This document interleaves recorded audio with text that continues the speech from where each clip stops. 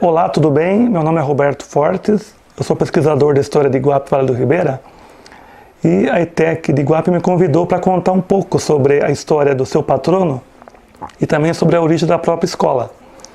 Eu fiz algumas pesquisas em jornais da época e consegui levantar algumas informações a respeito.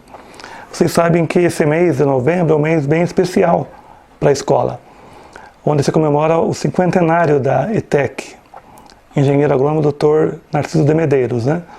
E é uma escola muito rica em história, são 50 anos de vida, meio século, né? Então tem muita coisa que talvez as pessoas não conheçam ainda em relação ao patrono e também em relação à escola agrícola. Por exemplo, por que foi dado esse nome de Dr. Narciso de Medeiros a uma escola agrícola? Quem foi Narciso de Medeiros? Qual foi a sua importância histórica? Será que ele fez algo realmente que se destacou em sua época? É isso que nós veremos agora. O Dr. Narciso de Medeiros nasceu aqui em Iguape, num bairro chamado Bairro dos Engenhos, que fica na rodovia Cassimiro Teixeira, um pouco adiante aí da escola agrícola, né? Ele nasceu no dia 21 de novembro de 1892, ainda no século XIX. Era filho de um casal de iguapenses também, chamado Ulisses Medeiros e Dona Clara Medeiros. Como eu falei, eles moravam no bairro dos Engenhos, eles plantavam arroz, que na época era a atividade que os sitiantes de Iguape exerciam, né? O plantio e também a exportação de arroz. E era um arroz muito importante, muito famoso na época, que até recebeu o título de melhor arroz do mundo na Itália, em 1911. Então os pais deles eram também agricultores.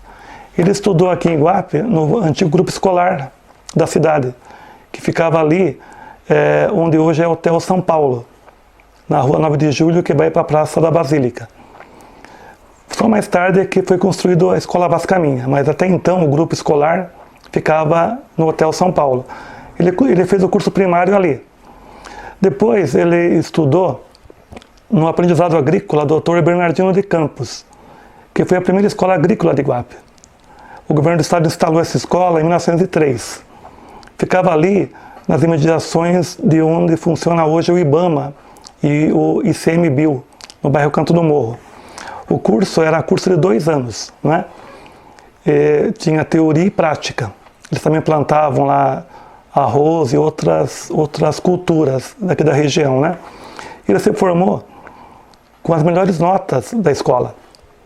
E por isso ele ganhou uma bolsa de estudo para estudar lá em Piracicaba, na Escola Agrícola Dr. Luiz de Queiroz, que ainda hoje é uma referência nacional na área da agronomia. E ele se formou lá em 14, quando começou a Primeira Guerra Mundial. E já começou a trabalhar na área e também em outras atividades correlatas, né? Por exemplo, ele trabalhou na Alta Sorocabana, num tempo que essa região ainda era um sertão bruto. Tinha índios, né, ainda não aculturados, e ele trabalhou na medição de terras, media a terra, né, as fazendas e tal, né? Então durante algum tempo ele trabalhou nessa região da Sorocabana. Em 19 ele veio para Iguape, trabalhar na Comissão de Terras do Governo do Estado. Aqui existiam muitas terras devolutas que pertenciam ao governo do estado e muitos sitiantes moravam nessas terras sem ter o domínio das terras, né? Então ele, como agrimensor, ele media essas terras para que depois o governo emitisse os títulos de domínio para que cada sitiante tivesse a sua terra, né? Mas não só também na zona rural, também na cidade também ele também fez a titulação. E trabalhou durante um bom tempo aqui em Iguape, durante 5 anos, até que em 23 essa comissão foi extinta por falta de verba. Só que ele não parou, ele continuou. No ano seguinte ele já arrumou uma outra atividade. Em 24, lá em São Paulo tinha uma companhia que estava organizando o bairro Cidade Jardim. E ele arrumou um emprego nessa companhia, como topógrafo. Ele fazia o quê? A urbanização, né, dos lotes e também o arruamento. E trabalhou nessa companhia durante mais 6 anos, até 30. Interessante que nesse meio tempo, em 25, no dia 9 de fevereiro, ele se casou com uma iguapense, aqui em Iguape, chamada Dona Maria da Conceição Rocha Medeiros. era filha do senhor Vitorino Franco e Serafina Rocha. É interessante que ele se casou em 25 no cartório civil e após 2 anos eles voltaram para Iguape e se casaram na igreja no religioso. Em 25 nasceu a primeira filha dele, dona Suzana Medeiros. Tiveram 2 filhos, a Suzana e o Roberto Rocha Medeiros. A Suzana depois ela se formou em psicologia e foi professora da PUC São Paulo, com muito destaque lá. Ela que criou lá na PUC a pós-graduação em psicologia, que até então não existia. E também ela se especializou na área de gerontologia, que é o estudo do envelhecimento, e se tornou uma referência nacional. E era a filha do Narciso. Ou seja, Narciso foi um cara de destaque, nós estamos percebendo, e também a filha dele também se destacou nessa área da psicologia, né? Em 31 ele ingressou na Secretaria da Agricultura do Estado de São Paulo, no cargo de fiscal de máquina de algodão, né? Um cargo que não existe mais hoje em dia. Ele ficou pouco tempo nesse cargo, só 1 mês no máximo. Depois ele foi nomeado ao cargo de auxiliar de inspetor agrícola e foi trabalhar em Miracatu, que na época pertencia a Iguape. Chamava-se Vila de Prainha.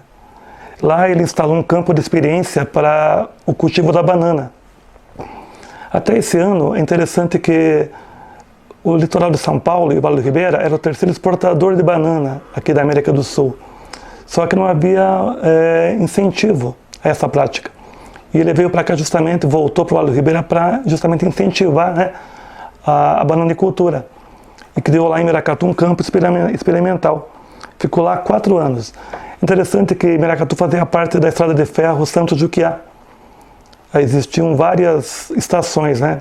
Começava na costa em Santos, vinha Praia Grande, São Vicente, Praia Grande, Mongaguá, Peruíbe, Itanhaém, ia descendo até Miracatu e o final da linha era lá em Juquiá. Então ele trabalhava nessa linha, né? Orientando aí os lavradores de banana e também de outras culturas. Em 1935 ele foi designado como inspetor agrícola do Vale do Ribeira e Litoral Sul. Ele era encarregado de ver a qualidade das frutas aqui de São Paulo, porque nada podia ser exportado sem que ele desse ok. Ele dava uma espécie de ok, né, a qualidade dessas frutas daqui da região, não só do Vale do Ribeira, mas também de Santos também, né? Depois, em 1943, ele foi para São Paulo, já num cargo maior. Ele era encarregado das casas das lavouras de São Paulo, né? Inclusive aqui também em Iguape existe uma casa da lavoura, onde a casa da lavoura orienta os funcionários, os sitiantes da região, né, sobre as práticas agrícolas, fornece mudas de plantas e tal, né? Interessante que ele trabalhou nessa área durante 32 anos, até que ele se aposentou em 58, não é? Mesmo assim, ele não parou, ele continuou em atividade, escrevendo muito. Ele também, em 47, ele fez uma pesquisa sobre o Vale do Ribeira, sobre a região, sobre os rios, sobre a agricultura.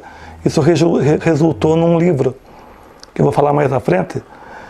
Ele também participou de uma comissão sobre os estudos do antigo presídio da Ilha Anchieta, né?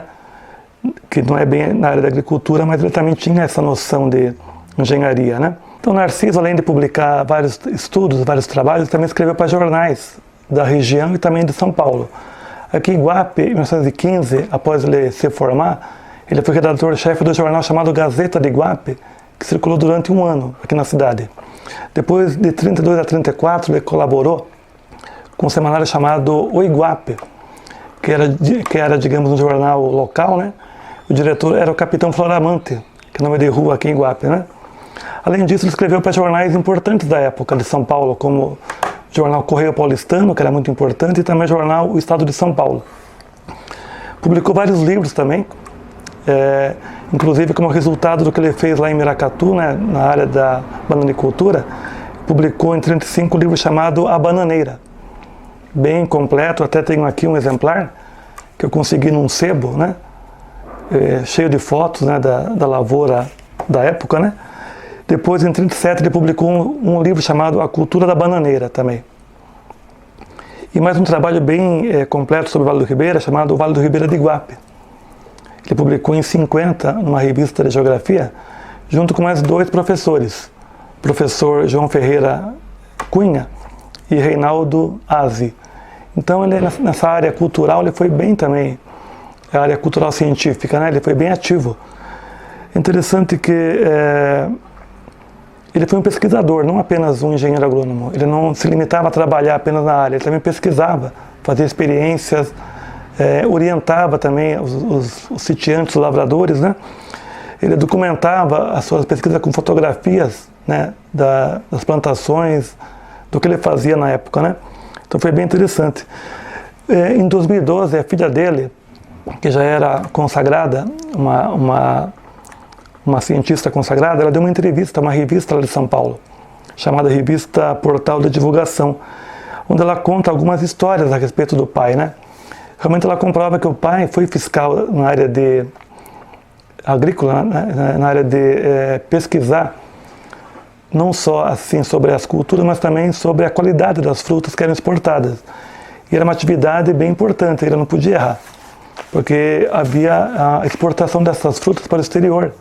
Então havia um controle bem rígido de qualidade, né? Interessante que ela conta um fato bem curioso, que numa certa época da vida dele, ele quis se tornar comunista, né? Só que, segundo a filha contava, ele era comunista só teórico, né? Ele lia muito, estudava muito, né? Fazia várias pesquisas, comprava muitos livros. Ele tinha a influência do líder comunista Luiz Carlos Prestes, só que a família dele não aceitava isso, não via com bons olhos, né? Então a filha conta que certa vez uma tia dele foi lá em São Paulo visitá-lo, né? Ele a recebeu, né, tudo com muito carinho, e ela foi bem assim clara para ele. Ela falou assim: eu vim aqui para saber se você realmente é comunista. Ele falou: sim, eu sou. Daí ela olhou para ele e falou assim: você é a vergonha da família. E foi embora, batendo as portas. Ele simplesmente, né, desculpou a tia mais tarde, mas o que é interessante é que ele nunca foi perseguido e nem preso. Mas é uma história bem interessante da vida dele. Outra vez também a filha contou que ele sempre orientava ela e o seu irmão Roberto em relação à vida, né? Como viver, como aproveitar a vida, como ser feliz. E ele sempre falava assim: ó, eu não vou te deixar nada, porque eu não tenho e também não posso, não tenho dinheiro. Mas eu quero que vocês trabalhem para vocês se sustentarem e vocês serem alguém na vida por conta própria. Então essa foi realmente a lição que ele passou para os filhos dele, para o Roberto e para a Suzana. Essa foi a vida resumida do Narciso de Medeiros. Eu até agora não consegui encontrar o ano exato da morte dele, né? Eu creio que ele tenha morrido na década de 60 ou 70, mais ou menos. Eu sei que nos anos 50 ele ainda era vivo. Em 58 ele se aposentou, mas eu ainda estou pesquisando junto à família, junto aos cartórios, e creio que futuramente eu irei encontrar, né? O que nós podemos também falar sobre o Colégio Agrícola de Iguape? Falamos já sobre o patrono, que foi o Narciso de Medeiros, né? Durante muito tempo, o jovem iguapense da região, eles sonharam com uma escola agrícola, onde pudesse estudar. Que até então, quem queria ser agrônomo tinha que sair da região e ir para São Paulo, Campinas, outras regiões, né? Isso gerava custo, tempo. E por volta de 70, o governo do estado tinha ideia de instalar aqui na região um colégio agrícola, né? Só que a ideia seria instalar em registro essa escola agrícola. E na época o prefeito de Iguape era o prefeito Jofre Manuel, que hoje é o nome da escola ali no bairro Colombina, né? Ele tinha uma área ali no bairro das Três Barras, que ele doou para o estado de São Paulo para o governo construir ali a escola agrícola, para que ela viesse para cá, essa escola agrícola. Então ele doou, né, um terreno seu, né, uma área enorme que ele tinha, uma gleba, para poder assegurar para Iguape essa escola agrícola. Então o governador da época era o governador Abreu Sodré, ele assinou um decreto criando essa escola agrícola, o decreto 52553, do dia 6 de novembro de 70, ou seja, que é a data oficial da criação da escola. E também foram criadas mais 4 escolas agrícolas em São Paulo. Foi também lá em Adamantina, em Dracena, em Santa Cruz do Rio Pardo e em Votuporanga, não é? A mais antiga foi aqui de Iguape. Interessante que a escola começou só em março do ano seguinte. após 4 meses da criação oficial, né? E existiam 2 turmas.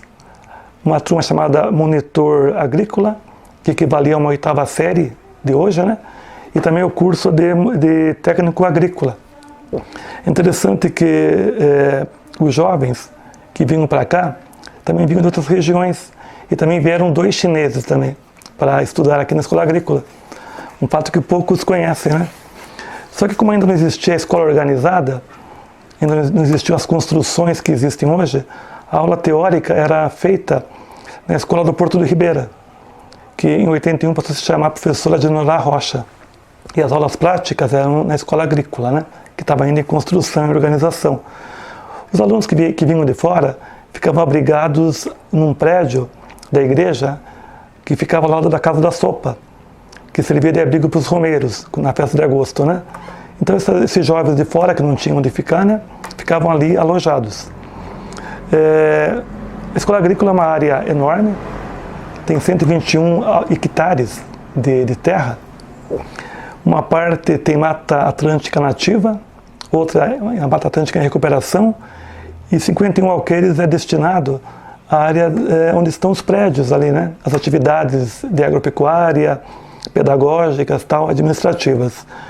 E durante todo esse tempo, 50 anos, foram criados muitos cursos. Durante muito tempo teve só um curso, que foi o curso de agropecuária, né? Primeiro curso. A partir de 99 foram criados vários cursos também, né? Cursos de agricultura, turismo, meio ambiente, florestal. Eu fiz aqui algumas anotações, na época de cabeça não vou me lembrar. Em 2003 foi criado o curso de hotelaria. Em 2007 o curso de técnico informática. Depois outros cursos foram sendo criados também, né? Em 2015 o técnico em agropecuária, integrado ao ensino médio. 2015 em florestas, né? Sempre cursos técnicos, né? 2016 turismo receptivo. 2018 desenvolvimento de sistemas. 2018 também em comércio. 2019 administração. 2020 novo TEC integrado guia de turismo e também novo TEC integrado administração. São vários cursos que foram criados justamente para atender o aluno. Como eu falei, né, no começo era só um curso, né, bem acanhado, bem simples. Ao longo dos anos, a partir de 81, essa escola foi chamada de Engenheiro Narciso de Medeiros e virou ETEC, que é a Escola Técnica Estadual, né? E desde então, o governo do estado, junto com a direção e professores, se esforçam para atender o melhor.